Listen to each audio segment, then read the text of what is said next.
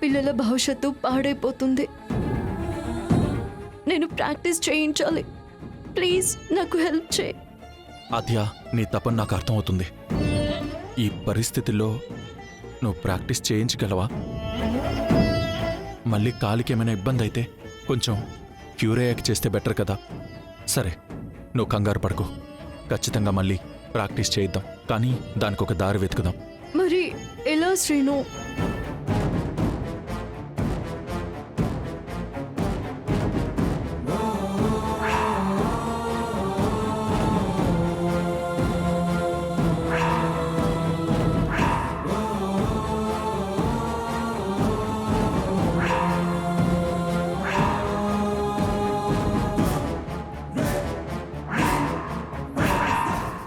ఆద్య, నాకు ఒక ఆలోచన వచ్చింది.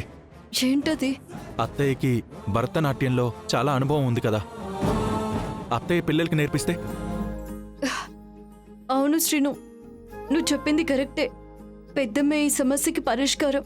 అర్జెంటుగా నన్ను పెద్దమ్మ దగ్గరికి తీసుకెళ్ళు. సరే. పెద్దమ్మా, పెద్దమ్మా. ఏంటమ్మా, ఏవైనా కావాలా? పెద్దమ్మా, మీ సహాయం కావాలి. ఏంటమ్మా, ఏం చేయాలి? పెద్దమ్మా, కాంపిటీషన్ పెట్టుకున్నాం కదా, ఆ పిల్లలకి మీరే నేర్పిస్తారా? ప్లీజ్ పెద్దమ్మా. నేనా? అవునత్తయ్య, ఇప్పుడు నువ్వు నేర్పిస్తే తప్ప పిల్లలు గెలవలేరు. ఇది సాధ్యమైన పనేనా? వద్దు. ఎందుకు కాదత్తయ్య? ఉగాది రోజు మన గౌరవం కాపాడింది మీరే కదా. మేఘా డాన్స్ స్కూల్ అక్కడ లేకుండా చేయాలంటే మన టీం గెలవాలి పెద్దమ్మా. నిజమే. ఒక మాట మీ మావయ్యని అడిగితే బాగుంటుందేమో. అడిగి చూద్దాం పెద్దమ్మా. కాదండనే నమ్మకం నాకు ఉంది. భయంగా ఉందమ్మా.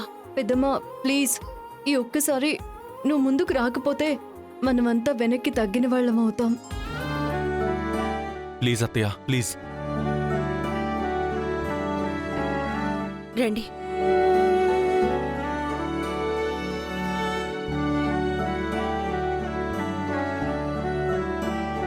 ఏమండి? ఏంటి జానకి? అది కాఫీ కావాలా? వద్దు జానకి. చల్లగా మజ్జిగ ఇవ్వమంటారా? ఏదో అడగడానికి వచ్చావని అర్థమవుతుంది, అడుగు.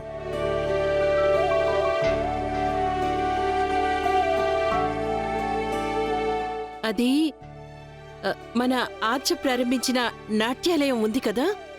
విషయం చెప్పు జానకి. పెదనాన్న, డాన్స్ కాంపిటీషన్స్ ఉన్నాయి కదా, స్టూడెంట్స్కి డాన్స్ ప్రాక్టీస్ చేయించాలి. నేనున్న పరిస్థితుల్లో ప్రాక్టీస్ అంటే సాధ్యం కాదు. నిజమే, నీకిప్పుడు విశ్రాంతి చాలా అవసరం. అందుకే అత్తయ్య పిల్లలకి డాన్స్ నేర్పిస్తుంది. నేర్పించడానికి నువ్వు సిద్ధంగా ఉన్నావా?